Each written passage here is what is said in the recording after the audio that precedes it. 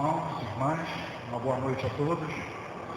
Que a alegria e a paz de nosso Senhor Jesus Cristo estejam em nossos corações, nossos pensamentos. O tema para as nossas reflexões da noite de hoje é a sequência das questões 585 a 591 do Livro dos Espíritos, que fala sobre os minerais e as plantas.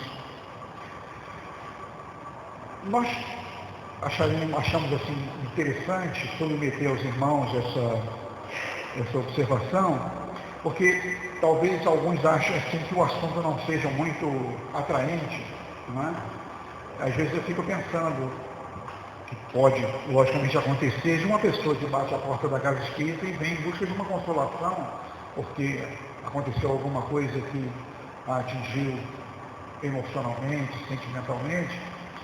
Pode ser que naquela noite o tema para o estudo seja os minerais e as plantas, sejam seres orgânicos e inorgânicos, seja propriedades da matéria, porque faz parte da composição da obra básica da doutrina espírita. E nós também temos um compromisso, aqueles que se interessam por estudar a doutrina, de adquirir essa cultura espírita. Mas ao mesmo tempo que nós lembramos, e esse fato ficou na minha memória quando ouvimos essa história, que os nossos irmãos que fundaram lá, Fabiano de Cristo, eles começaram a fazer reuniões de estudo, que são absolutamente necessárias, né? Nós precisamos de informação e, na medida das nossas possibilidades de investimento no campo da espiritualidade, moralidade, fazer dessa informação conhecimento. A palavra conhecimento pressupõe experiência. Então, numa determinada reunião, o espírito Fabiano de Cristo se apresentou e disse para eles assim: o espiritismo não é só para diletantismo cultural, vocês têm que fazer alguma coisa. E essa alguma coisa foi o Lar Fabiano de Cristo, já é uma referência aí na Unesco, né? Uma instituição que merece todo o nosso louvor.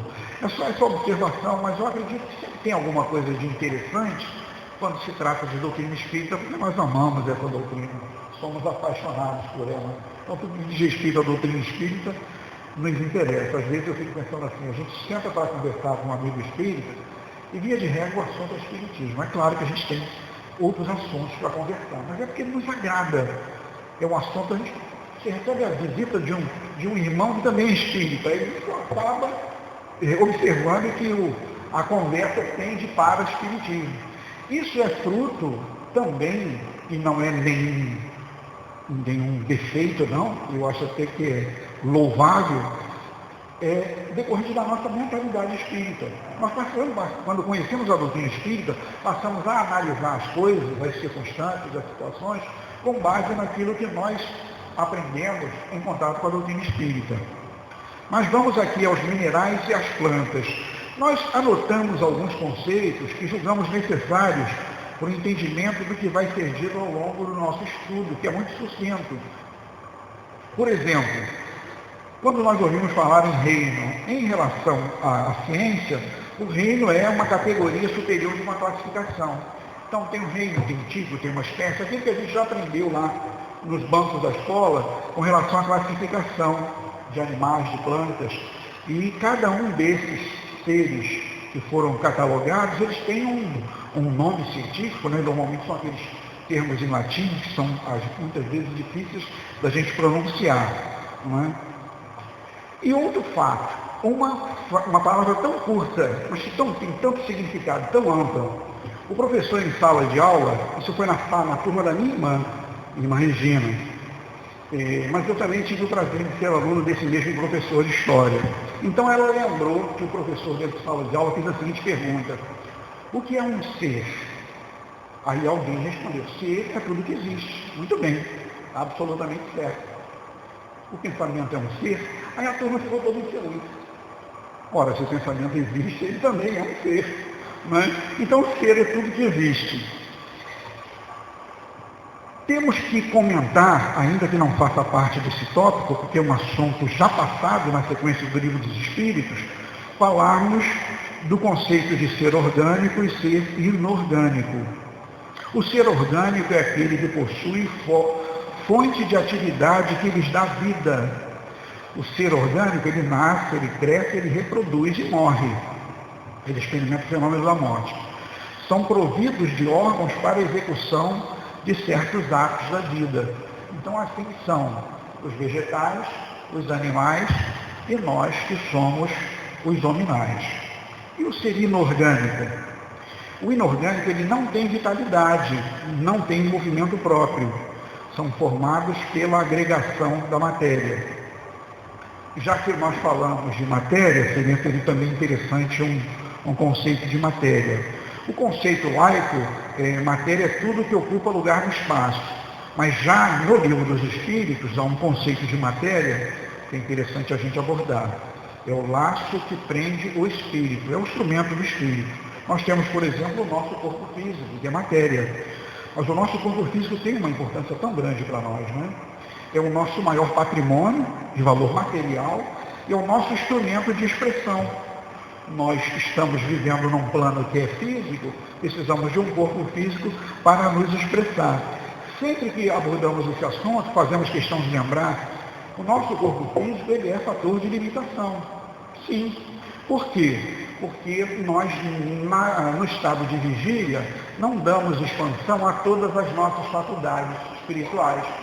Porque esse corpo físico, de certa forma, embota essas faculdades. Isto faz com que a nossa encarnação, e aí, relembrando a palavra de Emmanuel, tenha para nós uma importância tão grande ao ponto de Emmanuel nomeá-la como sendo um atalho no nosso processo de evolução. A gente costuma dizer que a dificuldade enobrece a conquista, então realmente a dificuldade que nós enfrentamos aqui quando encarnados enobrece as conquistas que nós aurimos nessa fase da nossa vida de espírito encarnado. Logicamente, há evolução, há progresso também, logicamente, na nossa condição de espírito livre, até porque será a nossa vida definitiva quando nós não necessitarmos mais da encarnação. Mas tudo isso faz parte desse processo da evolução e nós vamos encontrar, não vai ser difícil localizar, no Livro dos Espíritos, as questões, 132 é a seguinte, questão 196, questão 124 também aborda o assunto, de que todos os espíritos, indistintamente, têm necessidade da encarnação. Mesmo aqueles, está na questão 124, mesmo aqueles que desde o início trilharam o caminho do bem. Que é o fato difícil da gente entender, né? Me permitam nós, nessas colocações que nós fazemos. Por quê? Porque a espiritualidade admite, não é? E não é exclusivamente palavra de Emmanuel, como eu já ouvi de um amigo espírita, um amigo muito querido. Mas quando conversávamos sobre a evolução em linha reta, ele disse, isso aí é uma ideia de Emmanuel. Não.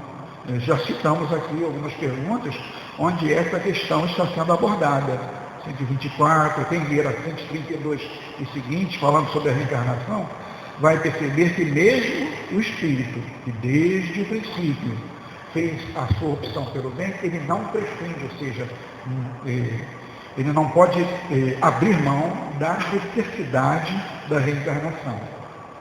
Por todos esses motivos que nós aqui comentamos.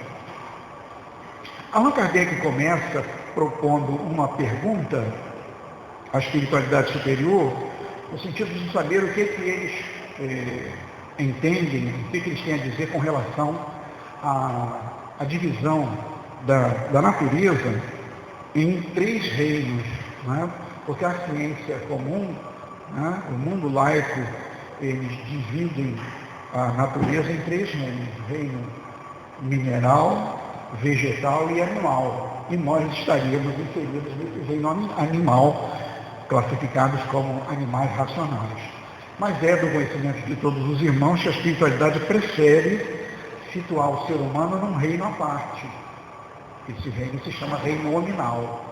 E até dizem que a distância que separa o animal do homem é comparável com a distância que separa o homem de Deus.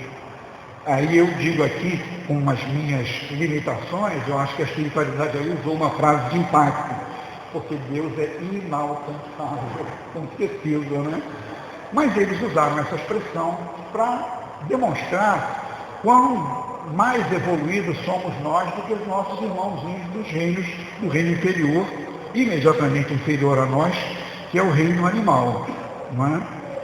Mas há também uma proposta de divisão em duas classes que acabamos de comentar naqueles conceitos iniciais, que são os seres orgânicos e os seres inorgânicos. E eles dizem que essa divisão em duas classes, orgânicos e inorgânicos, é uma divisão do ponto de vista material. E, curiosamente, quando eles dividem a natureza em 4 reinos, mineral, vegetal, animal e nominal, eles dizem que é do ponto de vista moral. A princípio, assim, causa estranheza, né? Porque citamos aqui o reino mineral. Mais adiante vamos tentar explicar, apresentando uma vertente de interpretação, qual seria a participação efetiva desse reino mineral nessa sequência, no processo da evolução. Mas aqui anotamos, o mineral ele só tem força mecânica, é produto de agregação de matéria. Alguns dizem que tem atração e repulsão. O reino vegetal já possui vitalidade, diferente, né? Eles não pensam, né? A planta não pensa, ela não tem raciocínio, recebem impressões físicas que atuam sobre a matéria, mas não tem percepções, não tem consciência de sua existência. A planta não pensa, ela não tem consciência de sua existência. Mais adiante vocês vão se surpreender com uma informação acerca do reino animal. Mas quando nós falamos aqui que as plantas não têm percepções, seria interessante estabelecer uma diferença entre o que seja sensação e percepção. Há muitos anos atrás, eu ganhei de uma amiga já encarnada um livro que eu tive por necessidade, né, de não compreender em detalhes assim, o conteúdo da leitura, porque é um livro carregado assim, de conteúdo científico, que é o livro Psiquiatria e Mediunismo, do Dr. Avilés, edição da Federação Espírita Brasileira. Mas lá estava um conceito muito simples, absolutamente acessível a todos nós. A seguinte conceituação: sensação é a estimulação de um sentido físico. Nós temos os nossos 5 sentidos, né? E a percepção é exatamente o ato de você nomear, de você codificar essa sensação. Ou seja, a planta tem a sensação, mas ela não tem raciocínio para identificar. Tanto que nós vamos observar em algumas plantas determinadas, vamos chamar de efeitos, atitudes delas, se a palavra não for inconveniente, né? A sensitiva, quando você passa a mão e ela esconde as suas folhas, né? Ela mostrou num vídeo muito interessante, você tocando com a ponta do dedo assim, ela já recolhe as folhas e depois volta à posição anterior. A dionéia, né, que é aquela planta, alguns dizem carnívora, outros preferem o termo insetívora, porque ela não come carne.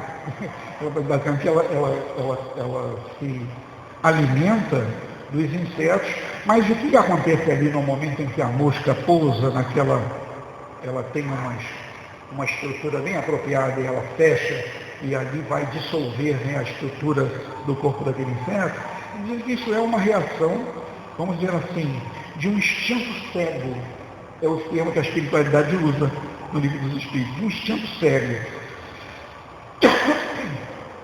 Seria interessante sugerir para os irmãos a leitura de um livro que também não é uma leitura fácil não, mas é recomendável, porque se trata de um daqueles espíritos que a gente considera como continuadores da obra de Kardec, que é Gabriel Delane, no livro Evolução Anímica.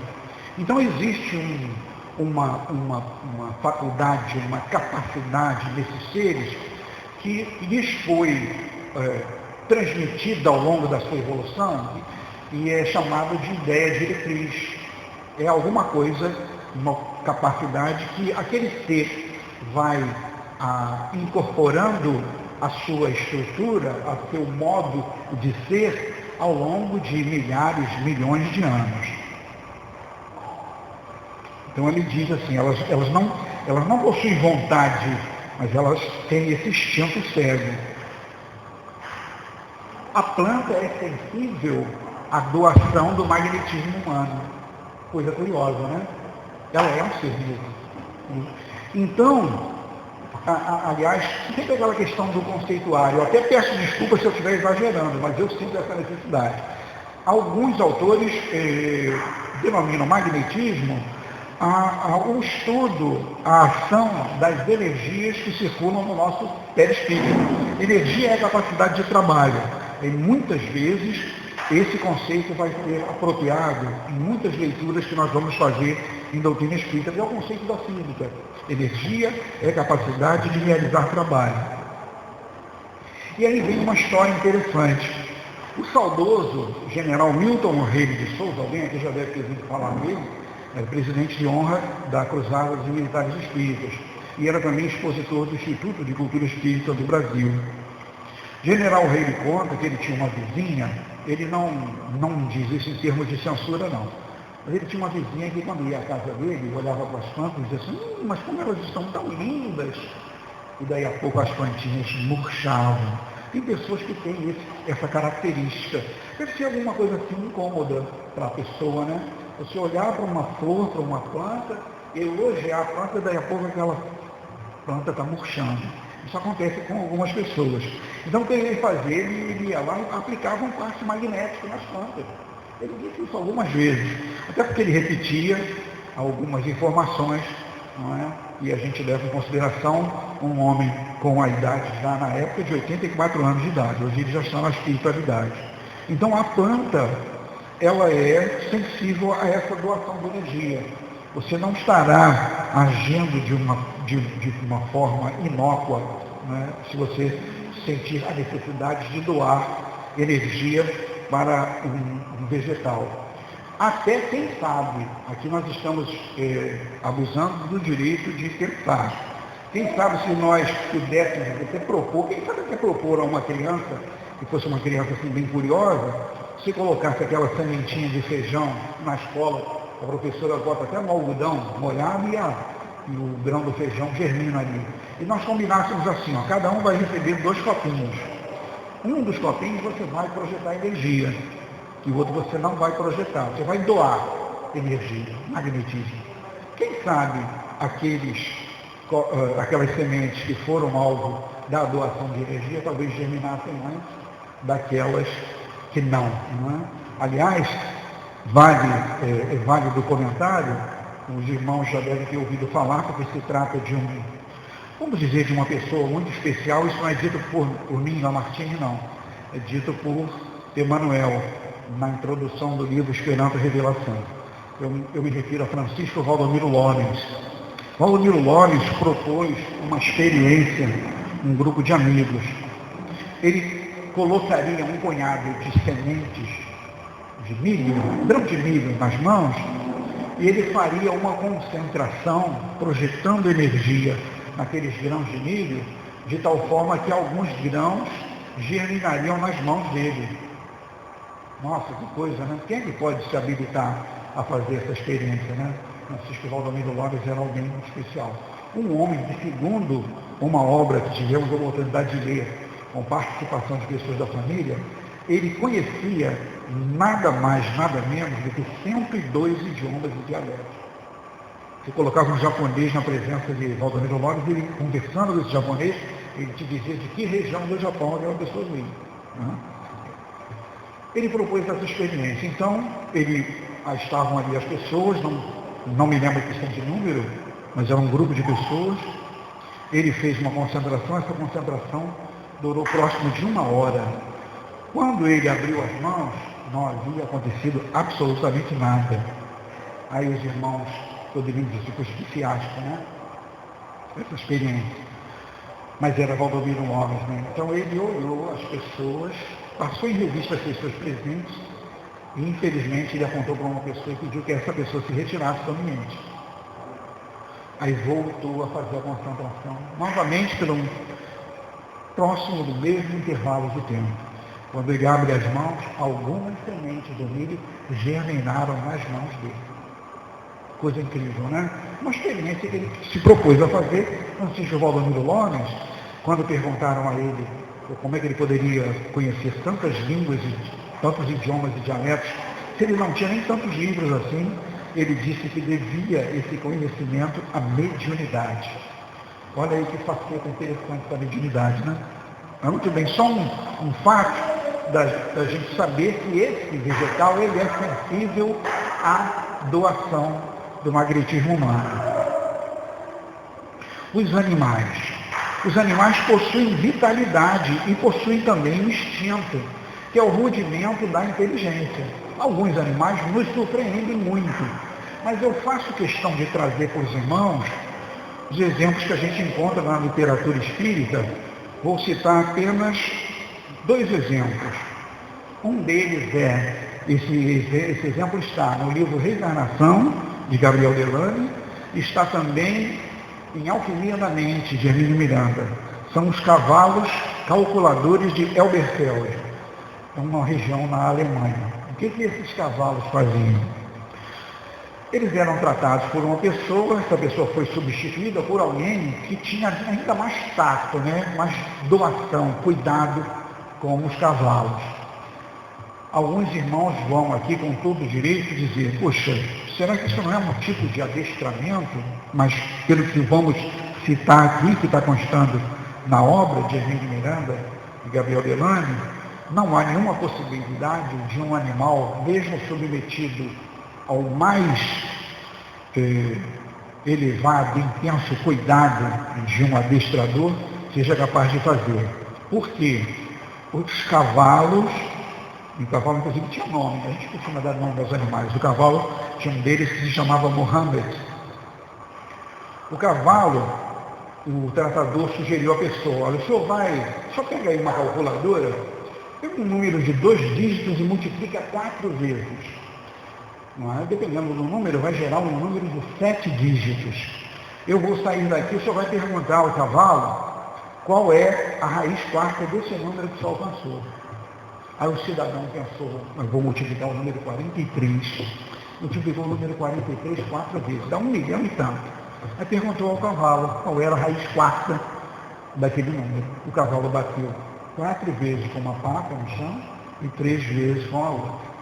Agora, eu queria que nós pudéssemos ter uma reunião interativa, mas nós precisamos ali seguir o tempo, o relógio, né? Quem acredita que um cavalo possa responder a raiz quarta de um número de 7 dígitos? Nunca, né, meus irmãos? O cavalo não tem condição de fazer isso. Então, chega-se à conclusão de que havia uma inteligência humana ali atuando naquele cavalo. Por que a gente apresenta esse exemplo? Nós vamos algum dia estudar, provavelmente já estudaram aqui ao longo de tanto tempo, né? A questão da mediunidade nos animais. Os animais não têm mediunidade, a palavra do codificador. Os animais não têm mediunidade, mas têm uma faculdade análoga. Ou seja, próximo disso, né? Assim, esse caso dos cavalos calculadores, eles colocavam o alfabeto no chão, os cavalos respondiam a perguntas. Por exemplo, alguém, eu não faria essa pergunta para o cavalo, com todo o respeito que eu tenho, inclusive pelos cavalos, muito mais pelos seres humanos. Mohammed, você saberia cantar? Olha a pergunta que alguém diz ao cavalo. Aí o cavalo respondeu assim, eu não tenho uma boa voz. Mas ali está, com certeza, uma inteligência humana atuando naquele animal de alguma forma. E um caso também muito curioso, esse eu me lembro de ter lido na Revista Internacional de Espiritismo, que é lá de Matão, em São Paulo. Uma adolescente ganhou um periquito. Esse periquito era um tipo de periquito que sabe imitar a voz humana. Como tem um papagaio, tem a cacatua e vários animais aí que sabem imitar a voz humana. Muito bem, algum tempo depois dessa menina ter ganhado esse periquito, o periquito se chamava Putzi. Essa menina desencarnou. E aí o periquito começou a dizer algumas coisas do tipo, mamãe está nervosa, o que está acontecendo? Em outros momentos o periquito dizia, fulano em breve aqui. Ele dizia o nome de uma pessoa, ele dizia, fulano em breve aqui. Algum tempo depois essa pessoa desencarnava. O que significa em breve aqui? Era a menina influenciando o animal dizendo, em breve ele estará aqui no mundo espiritual. Isso tudo se utilizando de um animal. Coisas curiosíssimas, né? E a Gabriel Elane apresenta não esse do periquito, mas do cavalos calculadores. Tem um caso do cão Rolf, que é um cão também que se comunica com as pessoas, por meio de um alfabeto, no livro intitulado Reencarnação, que é um clássico do espiritismo, bastante recomendável aos irmãos.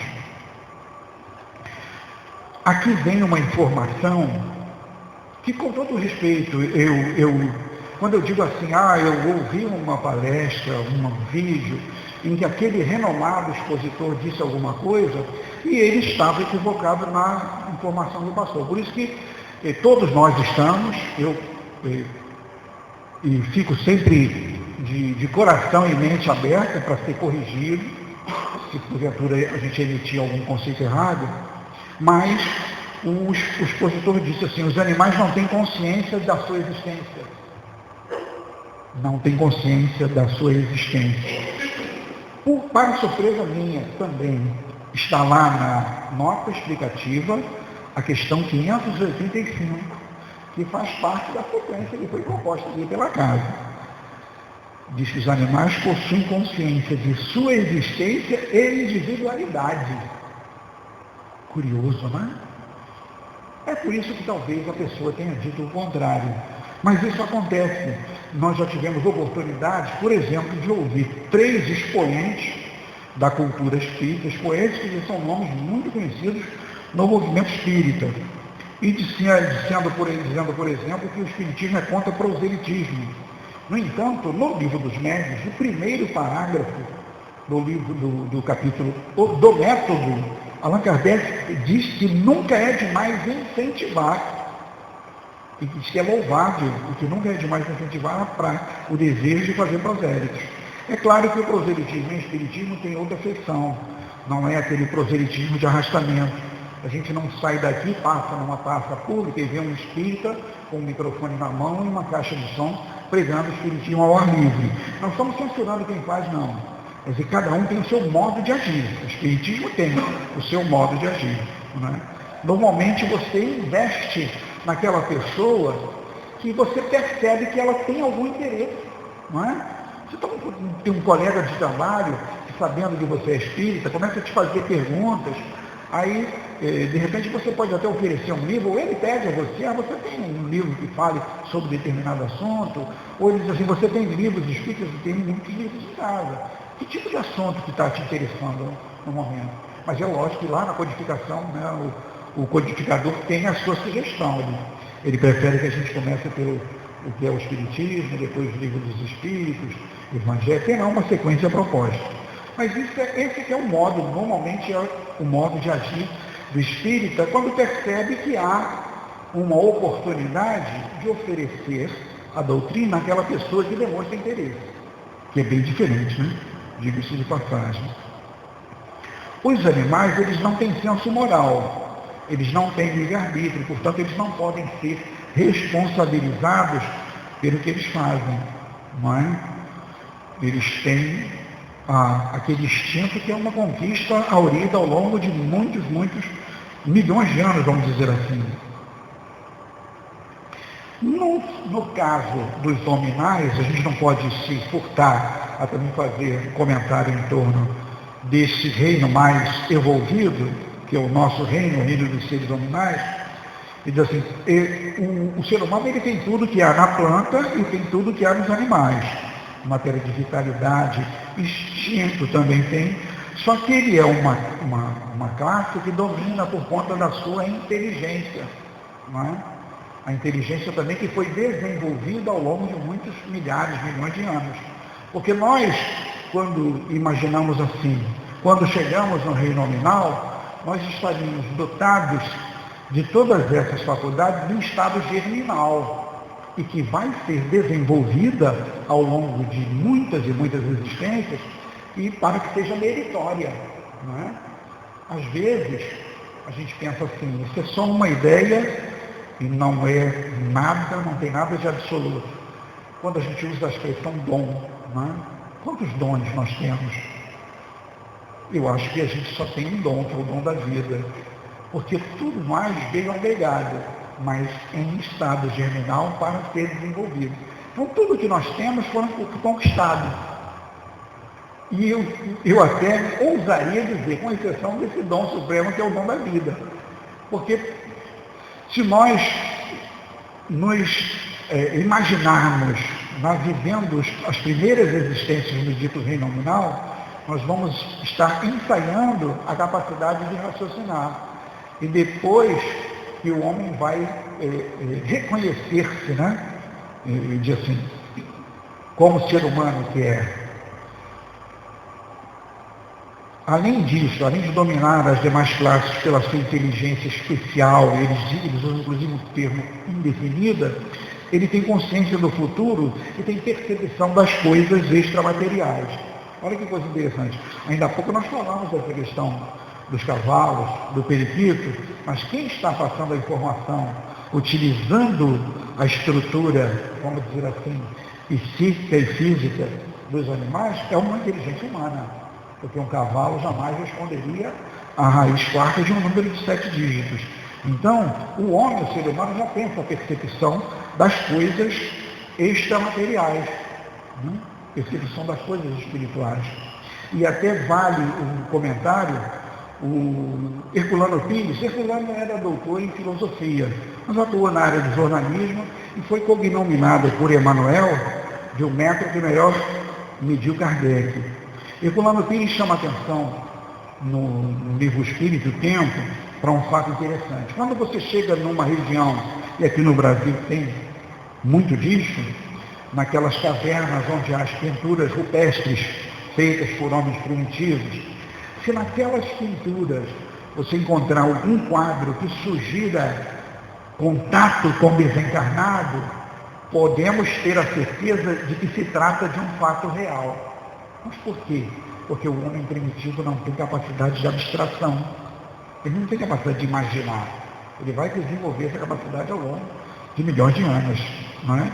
Interessante essa observação de Herculano Pires. E o homem, o ser nominal, também tem conhecimento de Deus. Ainda que hajam pessoas que não veem lógica naquilo que para nós é o mais lógico, é a maior certeza que nós possuímos, que é a existência da inteligência suprema do universo. Basta olhar ao redor de nós, e eu sinceramente digo para os irmãos, quando em oportunidade de conversar sobre esse assunto, não só naquilo que é a obra de Deus, que a espiritualidade chama de ação esse fato. Olhar em torno de vós, tudo que não é obra do homem, não é? O homem pode, por exemplo, conseguir o cruzamento de dois tipos diferentes de flor, às vezes até dos animais, mas a gente observa que o animal que é gerado por esse cruzamento será sempre um animal estéril. E como que a natureza estivesse dizendo para nós, até aqui eu permiti que você fosse. Então tem lá o caso de cruzamento de leão com tigre, né? Cruzamento de cavalo com a mula e coisas assim, né?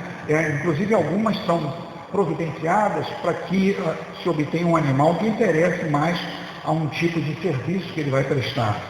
Mas o homem fica aí, nesse limite. Quando a gente diz que ele pode conseguir o cruzamento de flores diferentes, ou até de um determinado mesmo tipo de fruto, para obter um outro resultado, ele jamais vai partir do zero. Ele jamais vai criar a semente de qualquer coisa. A semente, ele poderá tratar a terra, lançar aquela semente na terra, e vai ficar, logicamente, a carga da natureza, a germinação daquela semente, a produzir a árvore, a flor e mais adiante o fruto. Né? E essa questão do conhecimento de Deus, a espiritualidade nos diz que a influência do orgulho nessa hora é muito grande, não é? E às vezes, por algum tipo de situação que a pessoa viveu nessa existência e não se conforma de ter passado por tal situação. Por exemplo, conversamos com um cidadão, ele é de nacionalidade chilena, Então ele afirmava, não, eu não acredito em Deus. É por que você não acredita em Deus? Ah, por causa da miséria. Ele não admite miséria de Deus. Ele acha que Deus não é todo-poderoso, que as religiões dizem. Então por que há miséria? E aí você vai passar por uma série de estágios, né?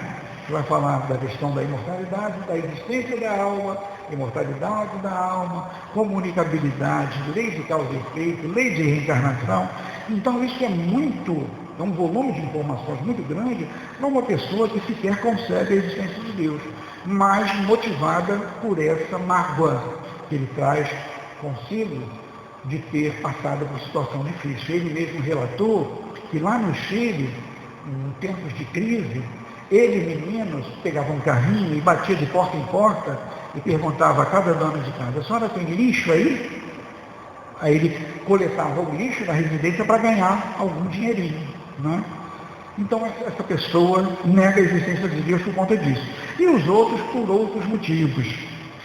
Curiosamente, toda pessoa que passa por uma experiência comprobatória ou que por seu raciocínio e por alguma pesquisa ou até por alguma leitura passa a conceber a imortalidade da alma como realidade, isso não é nada difícil, não é? Essa pessoa passa a ser egoísta. Muito interessante isso, né? Quer dizer, são realidades, são fatos que estão tão intimamente atrelados que você não consegue dissociar, separar uma coisa da outra. Existem no homem também funções que não têm participação direta da vontade. A questão da nossa circulação. Kardec comenta isso numa nota explicativa. A questão da nossa circulação, da nossa digestão. Né? A gente pode dizer que na nossa digestão a participação consciente é o ato da mastigação, que precisa ser bem apurada. Né? A partir do momento que a gente engole o bolo alimentar, vai ficar por conta da nossa natureza. E eles dizem assim, a vida orgânica pode animar um corpo sem alma, mas jamais a alma pode habitar um corpo privado de vida orgânica. Essa informação está lá na 136A. E é um fato também, né? Aquela questão que a espiritualidade coloca para nós, no sentido de que não é a saída do espírito que provoca a morte do corpo, mas sim a morte do corpo que provoca a saída do espírito, porque ele não tem como dar movimento a um corpo que não é vital. Isso é fácil da gente conceber, mesmo que a gente não tenha conhecimento detalhado aí das questões biológicas, médicas que envolvem o assunto. A partir daqui, anotamos assim algumas considerações finais, são coisas breves, mas que são também úteis à compreensão de tudo que nós estamos estudando na noite de hoje. Alguns irmãos já devem ter ouvido, porque é um trecho muito comentado, que está no Gênesis, que é o primeiro livro da Bíblia, o primeiro livro do Pentateuco mosaico, Gênesis capítulo 1, versículo 2. Está escrito assim, esse trecho aqui é da tradução da Bíblia que é usada pelas igrejas evangélicas. E o Espírito de Deus se movia sobre a face das águas. O Espírito de Deus se movia sobre a face das águas. Emmanuel, em A Caminho da Luz, diz que, em determinado momento, uma massa gelatinosa desceu das alturas e se foi depositada no leito dos oceanos, e que essa massa gelatinosa trazia o princípio da vida. Dali surgiriam as células albuminóides. Então, se alguém fizer questão de nos perguntar, como é a origem do ser humano? A gente pode dizer de imediato que é uma origem coletiva e unicelular. Foi lá que começou a vida. E aí nós vamos ornadear pelos diversos reinos da natureza. Mas aí os irmãos vão perguntar com toda propriedade, com todo direito. E o reino mineral? Onde é que entra nessa história? Onde é que o reino mineral entra nessa história? Quando essa massa gelatinosa desceu e foi depositada no leito dos oceanos, eu estou falando em oceano. O oceano é feito de água mineral. Então, nesse momento, o reino mineral, em grande parte, já estava estabelecido aqui. Então, é uma proposta de interpretação, não é uma palavra definitiva.